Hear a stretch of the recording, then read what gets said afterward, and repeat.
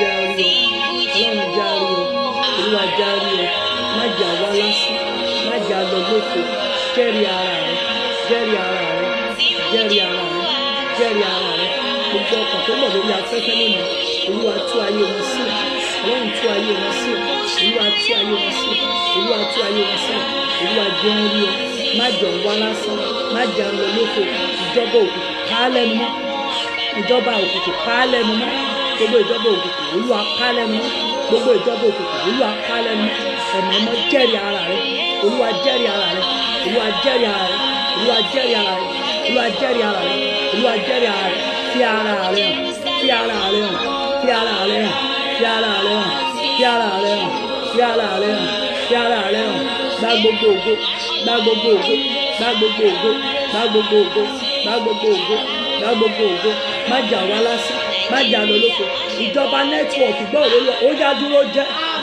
tí a ó fi parí ò gbọ́dọ̀ dààmú wa tí a ó fi parí ò gbọ́dọ̀ jọ wá lẹ́nu gbogbo ọkọ̀ tó bá ṣí ẹ prógrámù yìí àti ọkọ̀ tí ò lórí ọ̀fẹ́ àti ṣí ààrẹ olúwa bá ayé wọn pàdé omi wa ro ní agbára gbogbo ohun tá a dè lónìí olúwa bá wa dé ohun tá a bá ti olúwa bá wa ti àdúpẹ́ torí pé ẹ ti gbọ́ jésù olúwa wa. Ẹ káàbọ̀ gbogbo ẹ̀yin ọmọ ọlọ́run ẹjọ́ ẹjá máa ṣí ẹ prógrámù yẹn ẹjá máa ṣí ẹ prógrámù yẹn ẹ káàsán ẹ káàárọ̀ ẹ káalẹ́ gbogbo ẹ̀yin màmá mi.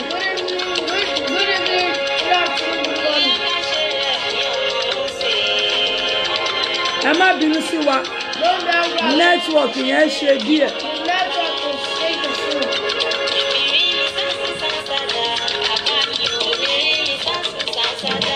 Gbogbo ọkọ̀ tó wà lórí afẹ́fẹ́ lónìí ẹ máa rí ti yín ṣe.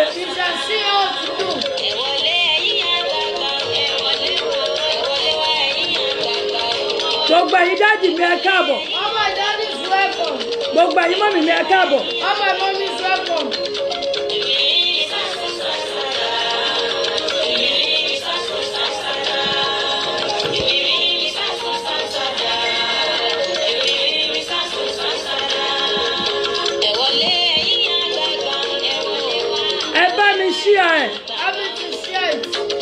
Ẹ jọ ṣe nẹ́tíwọ̀kì yẹn stable lọ́dọ̀ wa.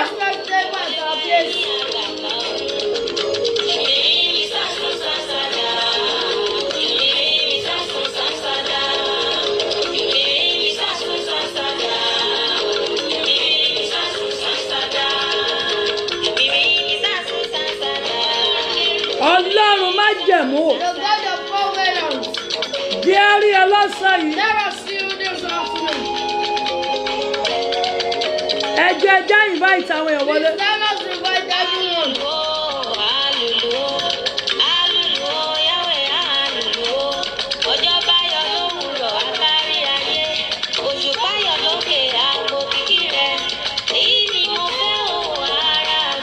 Gbogbo ẹ̀yin tẹ́ ẹ ní ẹ̀rí lọ́sàn yìí.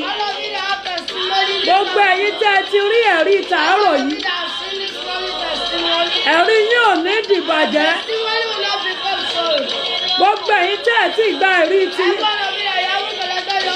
ẹ máa rí gbà lórúkọ Jésù. Bó o bá gbàgbọ́ pé wọn náà ó rí tí ẹ ṣe, bá mi ṣí ẹ prógrámù yẹn. Ẹ̀mí ọ̀run ní táìtù ẹ̀.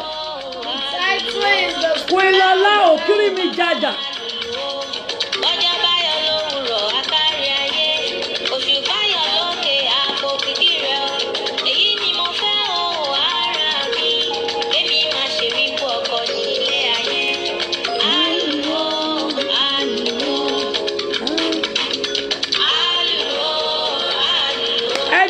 Sọ fún Ọlọ́run ẹ̀mí mímọ́ ṣe o fún ìyanu tó ṣe lọ́sàn-án yìí. Ọlọ́run ẹ ṣé o fún ìyanu tí ẹ ó ṣe lọ́sàn-án yìí. Ẹ ṣé o torí pé màá rí àánú gbà. Máa dúpẹ́ lọ́wọ́ Ọlọ́run. Máa sẹ́ẹ̀dì láìkí ẹ. Dẹ̀ máa ṣí share program yẹn. Olúwa gbóhùn mi lọ́sàn yìí. Olúwa gbóhùn mi lọ́sàn yìí. Olúwa gbóhùn mi lọ́sàn yìí. Má jẹ́ wá lásán.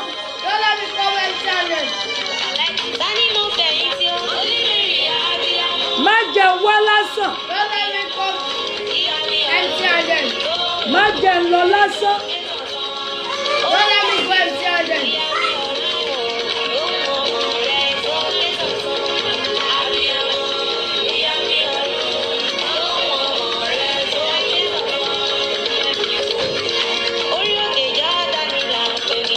Máa sọ Olúwa jẹ́ rí ọ lónìí. Olúwa má jẹ́ wá lásán. Olúwa jẹ́ rí ọ. Jẹ́ rí ọ. Lọ́ọ̀jù àánú lé mi lórí. Lọ́ọ̀jù àánú lé mi lórí. Lọ́ọ̀jù àánú lọ́mọ mi lórí. Ọ̀sán ọjọ́ kejì rèé. Thank you, Auntie Faith. Ẹ jẹ́ sọ fún Ọlọ́run. Lọ́ọ̀jù àánú lé mi lórí nínú àdúrà òní. Olúwa jẹ́ rí àánú gbà. Sọ ìbànújẹ́ mi di ẹ̀rí. Sọ ẹkún mi di ẹ̀rí. Olúwa má jẹ́ kú tògótògó.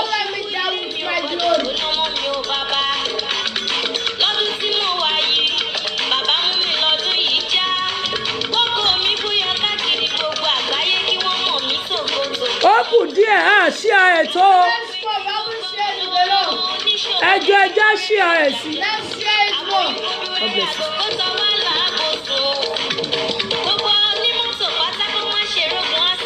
Lórúkọ Jésù wọ́n tó ṣí ẹ program yẹn.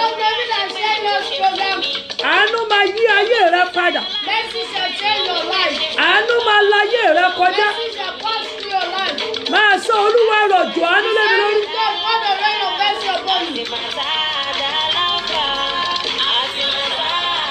Thank you, Mami Kofoti. Ẹ ṣé.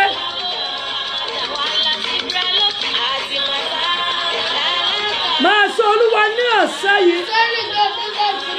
Ẹ ṣàánú mi. Olúwa lọ́sàn yìí gàgà.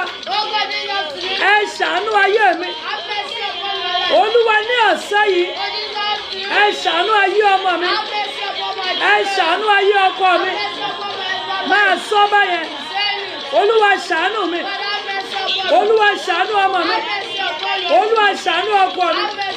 Olúwa ṣàánú mi. Jẹ́ rí àánú gbà. Má jẹ́ wá lásán. Ògo fún Ọlọ́run lókè ọ̀run. Glory to God in the highest. Ògo fún Ọlọ́run lókè ọ̀run. Glory to God in the highest. Ògo ni fún Ọlọ́run lókè ọ̀run. Glory to God in the highest. Ìwọ tó wà lórí afẹ́fẹ́ lọ́wọ́lọ́wọ́. Mo fẹ́ kó o sàmì tó lágbára. Ìrìn àkọ́kọ́ rèé o. Mo pa láṣẹ lórúkọ Jésù. Gbogbo ìwọ tó wà lórí afẹ́fẹ́. Ní ọ̀sán yìí.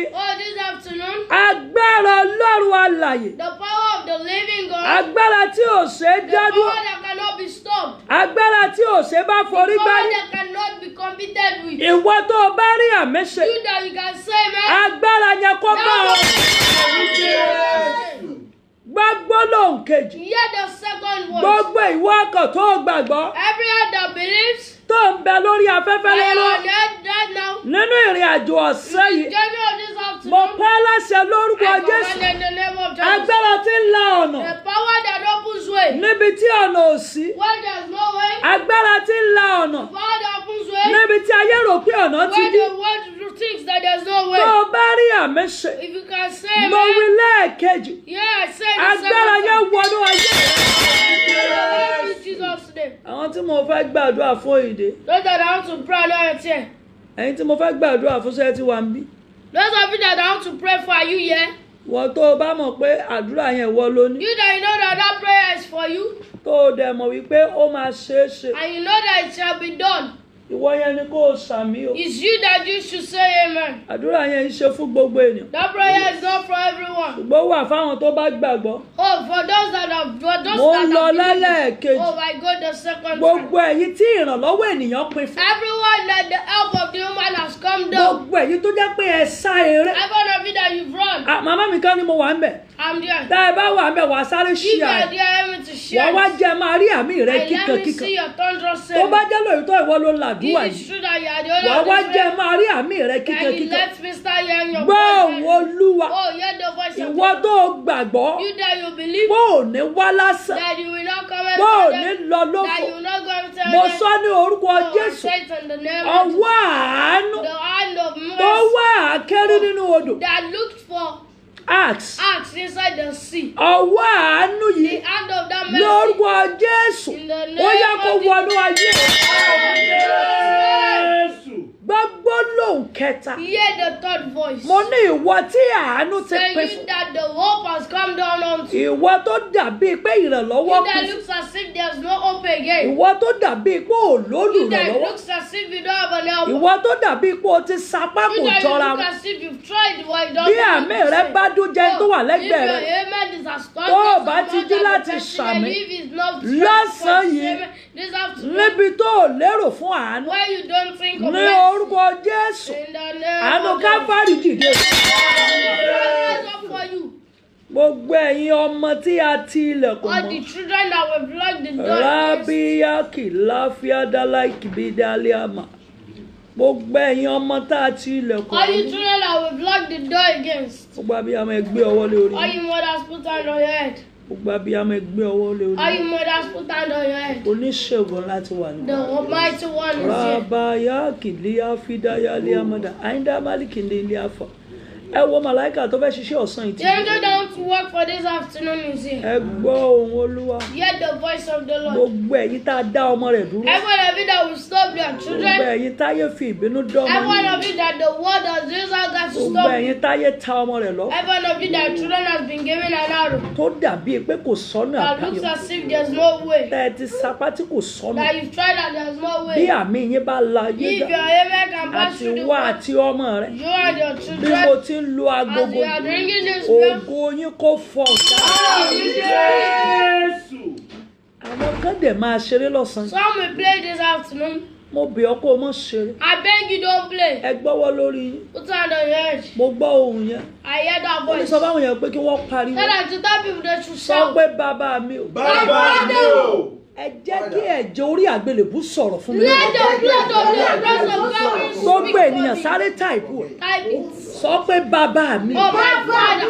ní ọ̀sán yìí Oh this ẹ afternoon. jẹ́ kí ẹ̀jẹ̀ orí àgbélébú Let sọ̀rọ̀. the blood of the cross sọ of pé Calvary bàbá mi my Father. ní ọ̀sán yìí This afternoon. ẹ jẹ́ kí ẹ̀jẹ̀ orí àgbélébú sọ̀rọ̀. Let the blood of the cross ó of yá máa Calvary sọ bàjẹ́ sọ pé bàbá mi ò. my Father. olúwa ní ọ̀sán This yìí afternoon. jẹ́ kí ẹ̀jẹ̀ orí àgbélébú Let sọ̀rọ̀. the blood of the ó cross of máa Calvary sọ̀rọ̀. speak for me. sọ pé bàbá mi ò. My Father. ẹ jẹ́ kí ẹ̀jẹ̀ orí àgbélébú Let sọ̀rọ̀. the blood of the cross of àtẹ̀mí Calvary àti àwọn ọmọ mi. on me and my children. ẹ̀jẹ̀ orí àgbélébú Blood of the ó cross jẹ́ of máa Calvary. sọ̀rọ̀ fún Oh, let it speak. ẹ̀jẹ̀ orí The àgbélébú blood of the cross of ó jẹ́ máa Calvary. sọ̀rọ̀ fún Let it speak for me. ẹ̀jẹ̀ orí àgbélébú Oh, the blood of the ó cross jẹ́ of máa Calvary. sọ̀rọ̀ fún Oh, just to speak for ẹ̀jẹ̀ me. orí àgbélébú The blood of the cross of ó jẹ́ Calvary. máa sọ̀rọ̀ fún Let it work for me. ẹ̀jẹ̀ orí àgbélébú The blood of the cross ó of jẹ́ máa Calvary. sọ̀rọ̀ fún Let it speak for me. ẹ̀jẹ̀ orí àgbélébú Blood of the cross ó of jẹ́ máa Calvary. sọ̀rọ̀ fún Let it speak for me.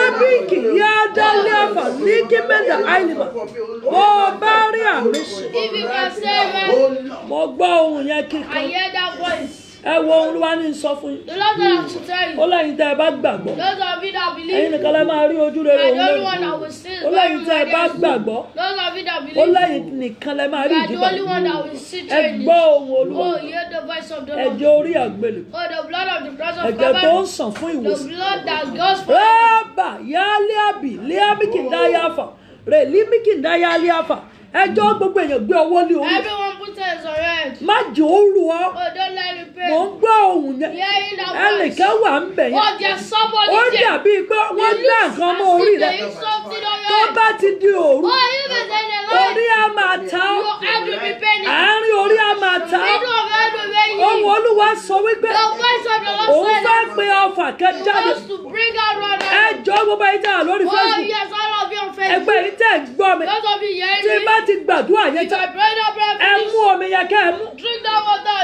ẹ gbọ́ ohùn Oh, olúwa hear the voice of the mo Lord. pẹ́ lọ́sẹ̀ bí wòlíì The work of what I commanded the prophet. rábì kí ní àfìyà Oh, yes. lèyí mí kìbí dálé Oh, ọkọ̀ yes, Lord. ẹ gbọ́ ohùn Hear olúwa the voice of the mo Lord. pẹ́ lọ́sẹ̀ I command. ọfà òru Oh, the arrow of the ọfà night. ọ̀sán The gẹ́gẹ́ arrow of the afternoon. ọfà àwọn The àgbà arrow of the èyí tá a elders. ta fún The ìṣẹ̀dá one that we've given to yóò your jẹ́ kí friend. ìṣẹ̀dá Oh, rẹ̀ that lànà did gbà not allow your greater ọfà purpose. tó bà ọ́ nípa Oh, the ìbálòpọ̀ arrow that makes you tó mú sudden. kí àánú ọmọ sá That made mercy run ọfà away. tá a ta The arrow that will give nípa you ọ̀rọ̀ sísọ through the word. tó mú kí àánú ọmọ sá That made mercy bí run àmì away. rẹ bá dún bí yàrá Your amen ọfà yẹn is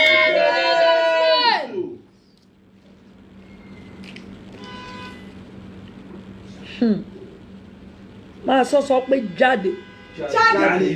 máa sọ pé ọfà ìrí jáde the arrow of your sin out.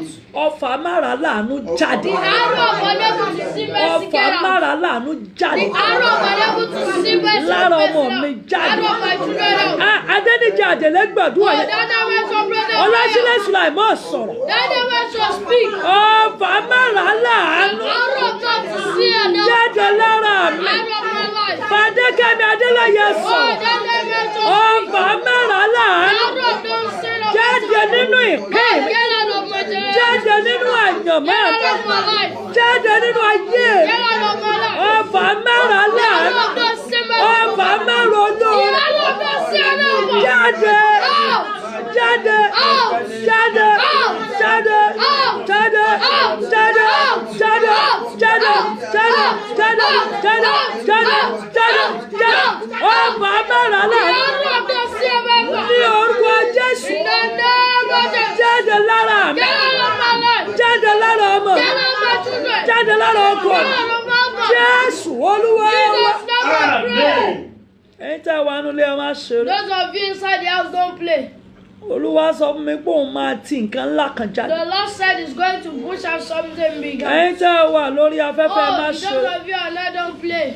mo bẹ̀ yín I beg you. mo bẹ̀ yín I beg you. ẹ má ṣeré o. Don't play. à ń lọ We lẹ́lẹ́kejì are going to separate. bó o ṣe ń ṣe àpọ́gàmù As I share the bẹ́ẹ̀ program, náà ni kó o máa sọ that's why you should be àwọn silent. tó o bá mọ̀ páyé wọn nílò Those that ètò you know that their life needs me. sáré pè wọ́n Oh, call them. pè wọ́n sórí afẹ́fẹ́ Call them fast. àwọn kan wà There are some. wọ́n ń rákòrò They are crawling. arúgbó ọjọ́ sọ pé òun fẹ́ The gbé wọn Lord jù said He wants to rise ó lóun them. fẹ́ ti ọfà He ìrákòrò wants to jáde put out the arrow of crawling ó out. lóun fẹ́ gbé wọn jáde He wants to remove òun the fẹ́ arrow. gbé wọn He dìde wants to carry them tó o up. lè sọ Can you stop? à ń lọ lẹ́lẹ́kejì We are going to say wàá something. pariwo orúkọ You will Jésù shout the wàá wá name of máa Jesus. sọ Can you say àjèjì ọfà the bondage of our jáde lára mi out of my life? àjèjì ọfà The bondage tí of ò jẹ́ rólù I ràn know lọ́wọ́ what to say now. jáde lára mi Out of my life. jáde lára ọmọ mi Out of my life. wọ́n tó bá ti débi kan wàá sọ When you wípé guys are trying to say, mo pa láṣẹ ní orúkọ I Jésù command in the name of Jesus. àṣà àti kọ́ wípé Pretty dogs.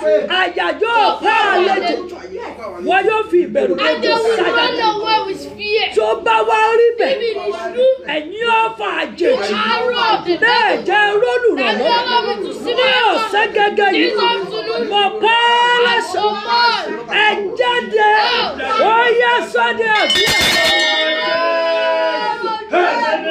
ẹ̀yin ọ̀fà ìrọ́lù ràn ọ̀pọ̀ mẹ́rin olóore jáde jáde láyé lára ọmọ lára ọkọ jáde jáde jáde jáde jáde jáde jáde jáde jáde jáde jáde ọ̀fà àjèjì lọ́mú kí olóore ọ̀sàbò ẹ jáde ọ̀fà àjèjì lọ́mú kí olóore ọ̀sàbò ẹ jáde bí o bá rí àmì ṣe If you can say never, ọ̀fà àjèjì the arrow of the devil, strange the arrow strange arrow, tó wọnú ayé rẹ that entered your life tó lé ohun rere jìnnà or sí that said something good bá to mi happen. rẹ bá láyé If your jà amen can pass through àṣẹ the word, ọ̀run gbé jáde. then ẹ ṣé ẹ̀mí mímọ́. thank you, Holy Spirit. ìránṣẹ́ kan wà lórí afẹ́fẹ́ Somebody's on there. ó wà ní koríta ìnira You are the stage of pain. ó tiẹ̀ wá ti sún ọ You are tired. òun bá ara rẹ sọ pé bó ló You fẹ́ are gbé gbà taking to yourself now. Where will you take it bó through? o ti mu ló ń jábọ́ Where you are taking it is tó falling. o ṣe mu ló ń Where you jábọ́ are picking it is thank you falling. Jesus. Shame me. ìránṣẹ́ kan wà lórí afẹ́fẹ́ Somebody's on there. ọkùnrin ni You ọ́ are a male. gbogbo ipá rẹ All your might láti dìde to rise pàbó ló ń já is sí not going tó o in bá vain. rò pọ́nà ti If là you lónìí think where is yet tó today, bá tún máa dọ̀la when is tomorrow, ọ̀nà á tún ti the dí way will be blocked. tó o bá rò pọ́nà là If lónìí you think the way is tó o bá open, dúpẹ́ pé ó bẹ́tà thank lónìí God that is better ọ̀nà á today. tún dí Tomorrow the débi way wípé that says that ìyàwó ti kọ̀ ọ́ the wife has ó wà ní rejected. koríta àdágbé You are at the àdásọ stage of carrying it ọmọ alone. kan ṣoṣo lóní It's only one child. ó wà lórí afẹ́fẹ́ You ògbọ́n are there, you are hearing tó me. o bá lè sùn If you can mo say, ń gbóhùn yẹn létí mi wípé hearing that voice, that mo máa tú sílẹ̀ I will set him tó free. bá lè sùn If you can speak, ẹ pariwo shout. à ń lọ We lẹ́ẹ̀kẹta are going to talk. màmá tó o bá ṣeré Oh, that mommy, if you ọ̀rọ̀ play, ogun ayé rẹ lọ́wọ́ oh, nìyẹn you are helping the dáàdì battles tó o of your bá life. ṣeré Daddy, if you play, ọ̀rọ̀ ogun ayé ẹ lọ́wọ́ you are helping the battles of your ẹlẹ́ẹ̀kẹta life. ò gbà Oh, the third time ó you dá play, ẹnìkan wà ń bí o somebody's there. ẹjẹ́ ń sáré súre Let me quickly prophesy. ọwọ́ tó dùn Oh, the ọ́ hand that tied tí you. ó jẹ́ káàánú That the ọlọ́run ó Lord, fara the mercy of the Lord show you bí life. o bá rà mí Oh, sùn if you can say ọwọ́ it. yẹn jẹ́jà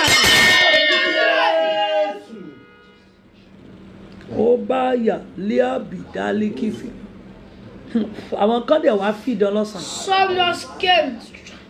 ẹ gbàdúrà Yeah, pray. ẹ sọ àwọn wo ló ń sọ mí kiri Who are just monitoring me? tán ni mi ò gbọ́dọ̀ That bọ́ they said I must not be the least. mọ́mí bọ́ọ̀sì àwájú kò ló That they mentioned. ẹ gbàdúrà Pray. ta ni ò ní mi lò Who is the person that did not have tí ò dẹ̀ jẹ́ kó lórí that oṣù did mọ́ not want my Bible to come close to me? ọmọlára ọlá oyè gbà á Oh, yes, Lord.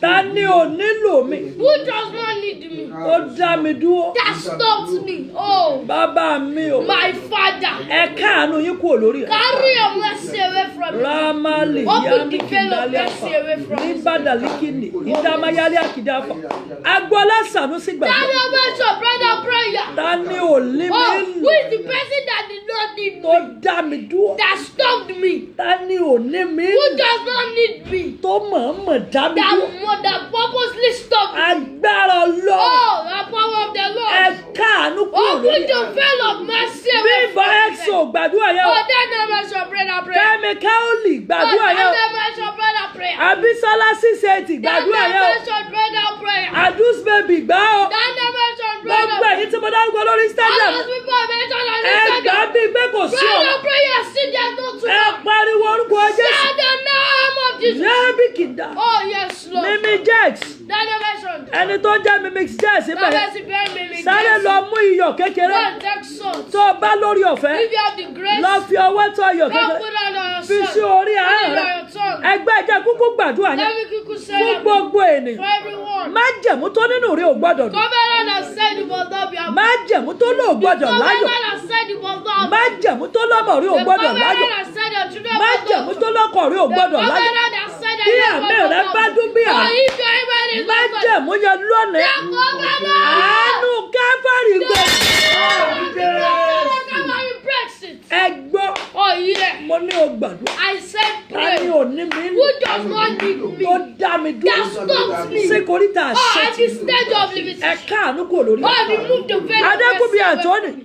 Oh, yes. ẹnìkan dá ọ dúró Somebody stopped you. ò lọ bí tó ń lọ He does not know where ó you're dá ọ going to. dúró lójú He ọ̀nà just stopped you on the road. òjò Not tẹ̀síwájú like to move ó forward. wá fàkókò rẹ sí Not wasting your gbogbo ẹ̀yà bí time. a máa gbàdúrà When you mothers ọ̀tọ̀ prayer. níbi tí mò ń lọ Oh, where I'm going ọ̀tọ̀ to níbi tí àmì mọ́ mú mi lọ When the Holy ẹ Spirit is there. pariwo Yeah. ta ni ò ní mi lò Who does not need me? ta ni mi ìwúlò Who fún am I not useful tó wá for? dá mi dúró Then stopped me. tó lo àkókò mi mọ́ Using tiẹ̀ my time in tó result. lo àkókò mi mọ́ tiẹ̀ Using my time in result. alágbára sí ó ní Powerful what I'm ẹ saying. káàánú kò lórí Open the veil of ẹ mercy. káàánú yín kò lórí Open the veil Wọ́n of gbọ́ mercy. mi. Yeah. àánú ọlọ́run sì wà lórí ẹ̀ The mercy of the Lord is ló fi ń strong. sùn tó fi ń That's jí the reason why it's waking tí us. àánú ọlọ́run bá káwò If lórí the ẹ̀ mercy di òkú lójijì. You will become a dead Ẹ person. pariwo. Oh yeah. Ta ń dá mi dúró? Who stopped me? Ta ni mi ìwúlò fún? Why am I not useful Tó for? mọ̀ọ́mọ̀ dá mi That dúró. will purposely Ta ni ò stop me. nílò mi? Who does not need Tó me? finúfíndọ̀ dá mi That dúró. uses all my Alágbára sí òní. Powerful one of Ẹ̀ka them. àánú kúrò lórí. Open the veil Ó of yẹ my sáàdì soul. àdúrà. Holy Spirit. Ẹni mi ò ní. Why am I not useful Tó for? dá mi dúró. That is stopping me. Ẹ̀ka àánú kúrò Open lórí. the veil of my Ẹ̀ka àánú soul. kúrò lórí. Open the veil of Ẹ̀ka my àánú soul. kúrò lórí. Open the veil of Ẹ̀ka my àánú soul. kúrò lórí. Open the veil of Ẹ̀ka my àánú soul. kúrò lórí. Open the veil of Ẹ̀ka my àánú soul. kúrò lórí. Open the veil of my Ẹ̀ka àánú soul. kúrò lórí. Open the veil of Ẹ̀ka my àánú soul. kúrò lórí. Open the veil of Ẹ̀ka my àánú soul. kúrò lórí. Open the Ẹ̀ka veil àánú of kúrò my lórí. soul. Open the Ẹ̀ka veil àánú of kúrò my lórí. soul. Jésù Olúwa wa. Amen. Eunice Ajimobi mọ́mì. Daniel mentioned, Ìyá Àjẹsẹ́ gbọ̀dúrà. Daniel mentioned pray. Ta ni ò ní àwọn ọmọ mi Who lò? does not need my children? Tó lo àkókò àwọn ọmọ Oh, mi mọ́ that's tí. using my children's time. Ẹ̀ka àánú kúrò lórí. Oh, open the veil of mercy Yàlì away. kí mi yálé àdàfà.